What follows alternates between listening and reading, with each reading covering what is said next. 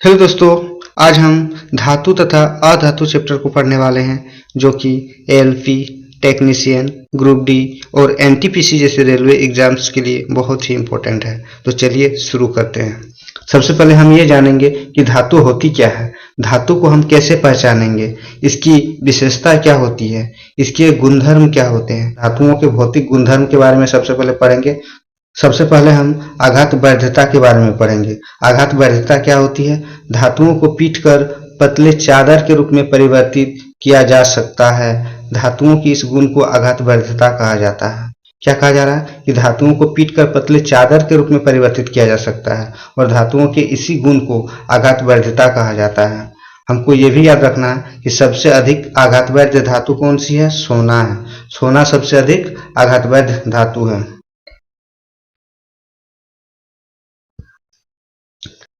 जैसे हम चित्र में देख पा रहे हैं कि किस तरह से इसे पतले चादर के रूप में परिवर्तित किया गया है।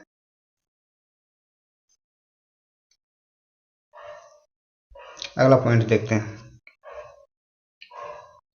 अगला भौतिक गुणधर्म क्या है? तन्यता। तन्यता क्या होती है? धातुओं को पतले तार के रूप में खींचने की क्षमता को तन्यता कहा जाता है।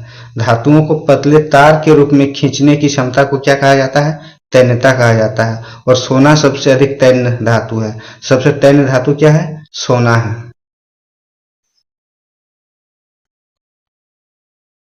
आगे देखते हैं। 1 ग्राम सोने से हमें ये पॉइंट याद रखना है कि 1 ग्राम सोने से 2 किलोमीटर लंबा तार खींचा जा सकता है। 1 ग्राम सोने से कितना लंबा तार खींचा जा सकता है? 2 किलोमीटर लंबा तार खींचा जा सकता है। ये पॉइंट हमें याद रखना है। आगे देखते हैं। धात्विक चमक। धात्विक चमक क्या होती है? अपने शुद्ध रूप में धातुओं की सतह चमकदार होती है। अपने शुद्ध रूप में धातुओं की सतह चमकदार होती है। धातुओं के इस गुण को धात्विक चमक कहा जाता है। अपने शुद्ध रूप में धातुओं की सतह कैसी होती है? चमकदार होती है। और धातुओं के इसी गुण को हम क्या कहते हैं? धात्विक चमक कहते हैं। आगे देखते हैं। आगे क्या है? ध्वनिक। ये ध्वनिक क्या होती है? ध्वनिक क्या होती है? धातु को कठोर सतह से टकराने पर, धातुओं को कठोर सतह से टकराने पर उसमें विशेष प्रकार की ध्वनि उत्पन्न होती है। क्या उत्पन्न होती है? ध्वनि उत्पन्न होती है। धातु को कठोर सतह से टकराने पर उसमें विशेष प्रकार की ध्वनि उत्पन्न होती है, जिसे ध्वनिक कहा जाता है। ठीक है, आगे देखते हैं। धातु ऊष्मा के सुचालक होते हैं। धातु ऊष्मा के सुचालक होते हैं, इसका मतलब क्या है? धातु से होकर ऊष्मा प्रवाहित होते हैं। धातु विद्युत के सुचालक होते हैं क्योंकि धातु से विद्युत धारा प्रवाहित होती है। चांदी विद्युत का सबसे अच्छा सुचालक है। हमें ये पॉइंट याद रखना है। चांदी विद्युत का सबसे अच्छा सुचालक है। धातु कमरे के ताप पर ठोस होती है। धातु कमरे के ताप पर क्या होती है? ठोस के अवस्था में पाई जाती है। सामान्यतः क्या होता है कि धातु कमरे के ताप पर ठोस अवस्था में ही होती है, लेकिन कुछ कुछ पॉइंट है जिसे हमें याद रखना जरूरी है। पारा एकमात्र धातु है। पारा एकमात्र धातु है जो कि कमरे के ताप पर क्या होती है? द्रव अवस्था में होती है। यह पॉइंट हमें याद रखना है। अगला पॉइंट क्या है? धातुओं का गलनांक एवं क्वथनांक उच्च होता है। धातुओं का गलनांक एवं क्वथनांक क्या होता है? उच्च होता है।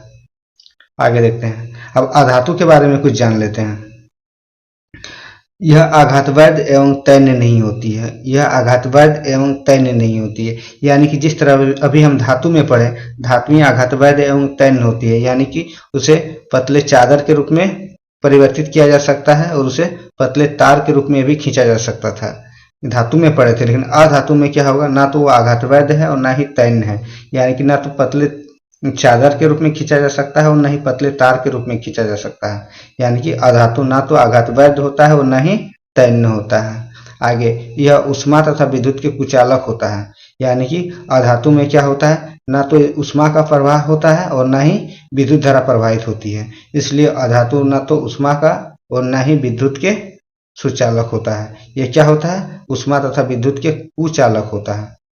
आगे क्या है? यह चमकीली नहीं होती है। यह चमकदार नहीं होता है। धातुएं जिस तरह से धातुएं सामान्यतः चमकीले होते हैं ना, उस तरह से अधातु चमकीले नहीं होते हैं। आगे देखते हैं। अधातु का गलनांक एवं क्वथनांक कम होता है। यह भी पॉइंट हमको याद रखना है। अगला पॉइंट क्या है? अधातु का घनत्व कैसा होता है? कम होता है। अधातु का घनत्व कम होता है। और कुछ पॉइंट है नोट में जिसे हम पढ़ लेते हैं। ब्रोमीन एकमात्र अधातु है जो कमरे के तापमान पर द्रव अवस्था में पाया जाता है। ब्रोमीन क्या है? एक अधातु है जो कि कमरे के ताप पर द्रव अवस्था में पाया जाता है। ठीक है। अब पारा एकमात्र धातु है। पारा क्या है? एक धातु है। पारा एकमात्र धातु है जो कमरे के ताप पर द्रव अवस्था में पाया जाता है। ठीक है। आगे देखते हैं। आयोडीन अधातु होते हुए भी चमकीली होती है। ठीक है। ये पॉइंट भी याद रखना है। आगे देखते हैं। आगे क्या है? ग्रेफाइट अधातु होते हुए भी विद्युत के सुचालक होते हैं। क्या होते हैं? विद्युत के सुचालक होते हैं। Thank you.